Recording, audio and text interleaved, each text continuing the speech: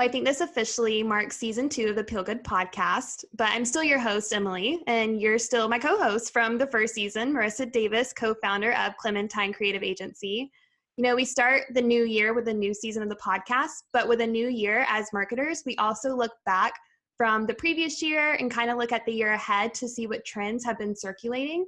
And I think a really prominent trend that has been circulating, maybe even prior to the year before, 2020 into 2019, is this idea that retro design has made a comeback in branding. You see it for sure in fashion and hair and music and movies, but I think in branding and design and color palettes, you definitely see that return on retro design.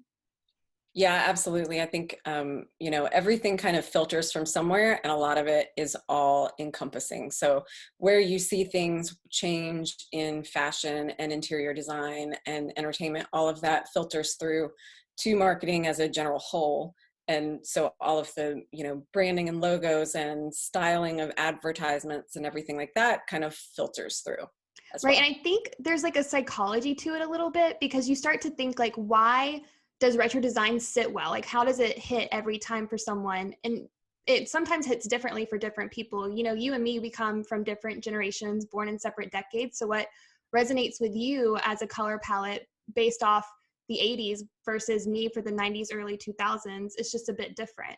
But I think the idea comes in of it hits well with people, because for 2020, I don't think the best fortune teller could have told you how to handle what 2020 brought us. And No, I I don't think, think anybody's planning that. yeah, and I don't think 2021 is a lot better for us with what we are to expect. But with the decades that have passed, we already recognize what trends happened there, what happened in those years, and how we can feel comfort and stability in that. That then brings it forward, and we introduce it into these new years and these new generations that sit well and kind of build a nostalgic feeling for those who didn't even experience those decades. Yeah, so nostalgia is a really important tool or element when it comes to how we perceive life. And interestingly enough, nostalgia is known to peak feelings of positive emotions, like overwhelmingly positive emotions. So you've got these um, memories pinging you from nostalgia, and it could be anything from hanging out with your family as a kid to your best high school memories with your friends, things like that. But all of those moments in your life, you have an opportunity to lean back on those during times of stress and pain and anxiety, which I think we've all experienced a lot more of this past year than we thought we ever would need to. And because of that, I think we rely very heavily on nostalgic moments and feelings. And so it's interesting to see how our current trends and design and everything else kind of filter all of those nostalgic moments. Like, we're going to, from a marketing perspective, lean heavily on those nostalgic moments for you to give you more of a feeling of uplift and happy moments. Yeah, and you make a good point, because for me, I grew up on Fleetwood Mac, and that being the 70s band, that being the golden era for them. And for me, I grew up on that, and I resonate well with the 70s, but I wasn't born in the 70s. I did not grow up in the 70s, but I resonate so well with the trends, the style, the color palettes. But from a marketing standpoint, when you bring that into branding, how do you identify which of those eras can help to resonate moving forward? Well, I think a lot of it is, knowing, as a marketing strategist, knowing who your audience is and what their experience has been throughout their life. So, you grew up not in the 70s, but your parents grew up and were probably heavily influenced by the 70s around the time that you were born. So you lived through their experiences as a child.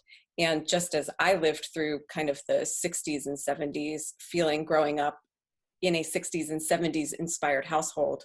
And then as I grew up and kind of built my own feelings and emotions and became who I am and kind of my personality took over, that's when I was living through the 80s and the 90s, and all of those influences took a hold of who I am today.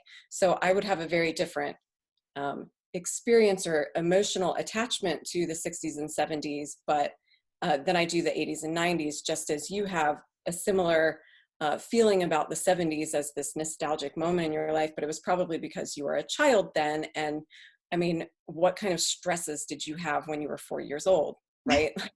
It was all about Just a Sunday therapy morning, session. Saturday morning cartoons and kind of enjoying life. And you didn't have to worry about the world that was going on outside.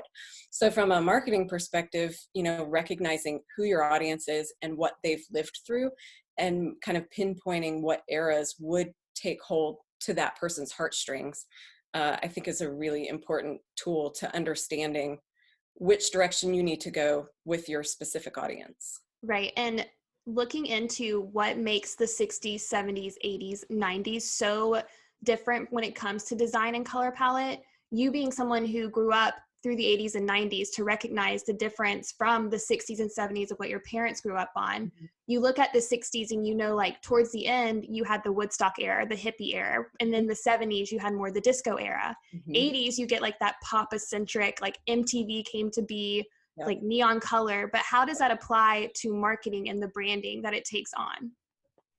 As far as today or as far as back then? So if you look at Burger King, they did a whole rebranding recently that kind of went back to its roots of when it was first founded, or when fast food became such a like a family thing. Like that was like your outing, you went and got fast food, and that really drew on to like the 70s and 80s feelings, and it brought it into its branding. Yep. But to differentiate that and look at it and be like, oh, that is 70s and 80s versus 90s. Right. Yeah. So a lot of that, I think, it's everything from color palette to your font choice to kind of the materials that things are made from too.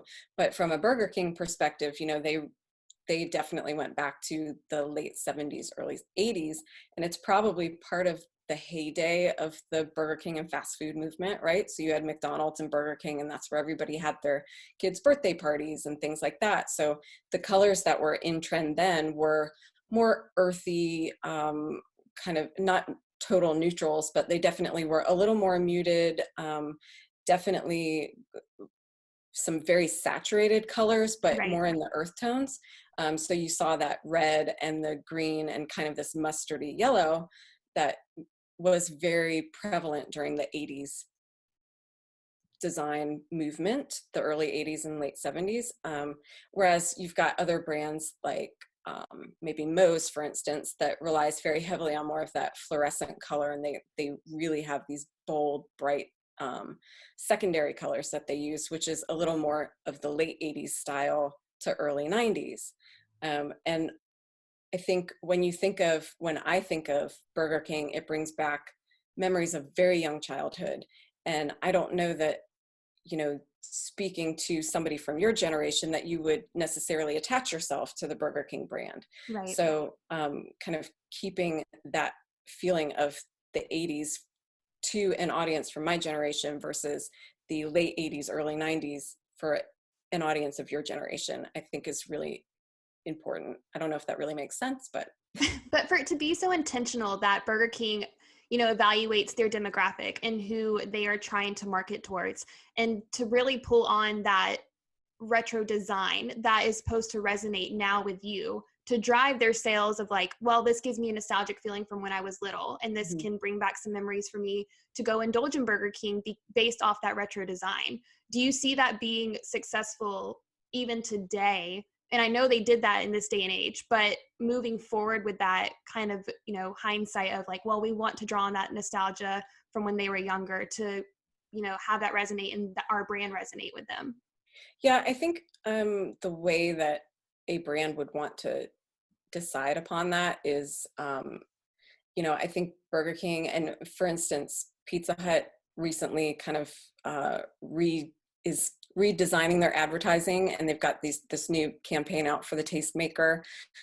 They had a Super Bowl commercial actually with Craig Robinson on it, and that's what really drew my attention to this feeling of retro design in advertising. So they've got the style of their font is very like, it's got these curvy serifs, and it feels very in tune with not only just the 80s, but really what Pizza Hut was in the 80s and the early 90s. So it's drawing itself, it's kind of leaning back on when they were really a successful brand. So taking that feeling of not just replacing a person where in a different time where they were before, but also repurposing the best of their brand from back then. Yeah. So, you know, it encompassed, and the commercial, interestingly enough, encompassed not only just this look of the fonts and everything, but they placed him in what appeared to be a very old 1980s Pizza Hut atmosphere. So it had the chandeliers that were like these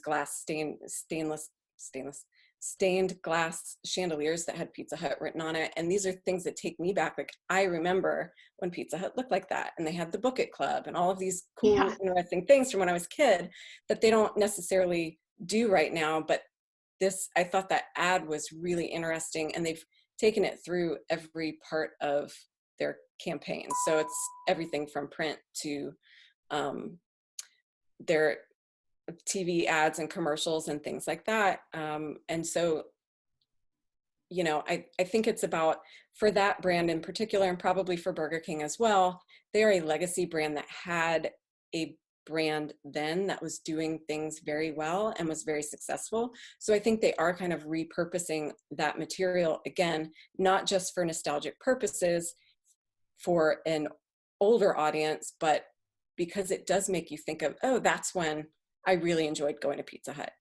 Right. Well, can you imagine if they decided to pull in all these fonts and color palettes that are meant to resonate with you from decades past to be sat in such a modern day Pizza Hut? It just would Yeah. miss the mark completely if they hadn't taken it back. Yeah, true. And I don't think, you know, I think there's a good point in stating that I don't know that a brand new brand should rely so heavily on these old feelings or old Right. trends from a previous time, unless it really rings true to who you are as a brand, right? So like Melon Mushroom, for instance, they have a brand that has been very heavily inspired and influenced by the 60s and 70s. They, a few years back, they kind of remodernized themselves, but they didn't bring themselves up to 100% the 2010s. They brought themselves up to like the 1990s and the 1980s. So they're carrying through those trends, but doing it in a way that feels purposeful for their brand, in a way that speaks true to who they really are as a brand. Yeah, and something similar for me, because we speak on like, you know, for you to go into a Pizza Hut, that's very nostalgic for you. For me, growing up right at the dawn of like computers and the internet, like born in 95, grew up with the age of the new millennium. And when you have like an old desktop and like the windows that pop up and kind of like the digitized look from the early 2000s, for me, Ariana Grande, who's also a 90s baby, she has an animal rescue where the whole branding surrounding it is based off that new age millennium Windows desktop look. And so you take that look and it's followed through her social media, which is something else for us. Social media, we grew up on heavily. Like that was our generation's, you know, take on AOL. Yeah, exactly. Like that's where we Messenger. grew up on. And that translated well for her to have that branding throughout that is shown up on social and her website. Right.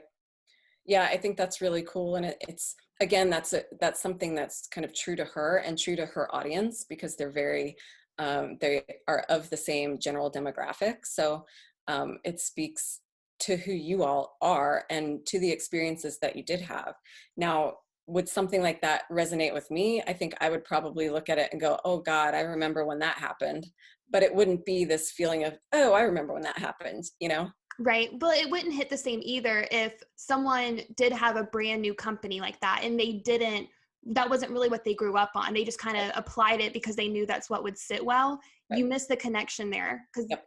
it doesn't really resonate anymore. It kind of just feels like a play on trying to get part of that trending moment. Exactly. Yeah. Designing based on trends or making those decisions based on trends is not the smartest longevity move. Like Right. that will get you probably some bit of where you want to go in the immediate future, but it's not going to be a long lasting thing. And when you think about a brand having a lasting impression, you don't want it to be a brand that you have to redesign or rebrand and go through that effort every time somebody decides that the trend is going to change. Exactly. Well, looking at 2021, what's one big retro design that you could see making a play throughout marketing this year?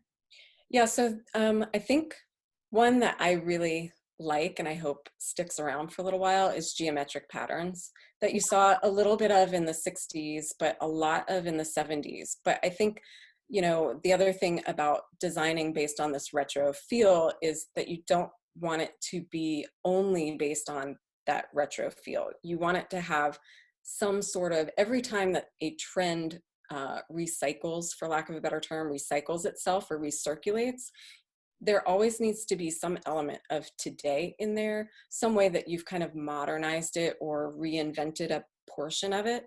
So I think taking those geometric patterns and applying a more modern color palette to it, maybe taking some of the, instead of it being so bold and chunky of these geometric patterns, maybe we refine them a little bit. Maybe you pull in some technological improvements that, now we have technology on our side. So there's a lot more that we can do with design than we were able to do before. So maybe you take that and it becomes a three-dimensional feeling design, or you repurpose it in a way that is utilizing some sort of AI to change the color based on somebody's mood or what have you. So you're thinking, a sweet spot, so to speak, on this is to draw that inspiration from the past in that retro design, but make it still meet with the modern day that can make it come together as because you kind of walk a fine line of what should be more modern and what should draw an inspiration, but there's a sweet spot to be met to make that accomplished. Yeah, absolutely. I mean, again, you don't want to just use somebody else's thoughts or use somebody else's design. It's all about making it your own, but taking the inspirations from where they naturally are derived from. Right. Because we want to draw inspiration. We don't want to live in the 60s, but we do want to draw inspiration from it. Right. The 60s, it has been said and done. Right. We're now in 2021, so it's okay to bring it back, but to meet where we're at in 2021. Yeah, exactly. I mean, even with fashion or hairstyles or entertainment, it's all about, we've seen that fashion in the 60s and the bell bottoms and the really long hair and all of that, but how do we make that correct for the 2020s? So the bell bottoms aren't the exact same shape that they were before, and they're not the same size or style. So you've got some different patterns there. You introduce new things to it that weren't there before. Right. I mean, well, unless you all want to dress like Rachel Green from the 90s, I don't think anything would have to change too much there because we just love that style. But for us, we could talk all day about retro design being from two different generations. I think we do well to speak on where your inspiration and what resonates with you well is different from me, and it makes it a good conversation for the both of us, especially when it comes to marketing. There's so much to be said and so much to unpack from that. Mm-hmm. But for now, I think we just have to see what 2021 holds in that trend, and come back to this conversation to see if what we've said is accurate by this time at the end of the year. Yeah. Well, I will be interested to see what comes of 2021 in, more ways than one. So taking all of the design into effect, and also understanding that people had either more or less time on their hands in 2020 to be able to kind of focus on what they actually, their intentional effect of what they actually want to see and what they want to have happen. And let's see what comes of it. Yeah, that's a great point. And more marketing can actually be found and discussed on our website at clementinecreativeagency.com, just for more information outside of retro design or on retro design. So I think that's our conversation for today, and we can look back after this year to see how far we've come with that. Sounds good.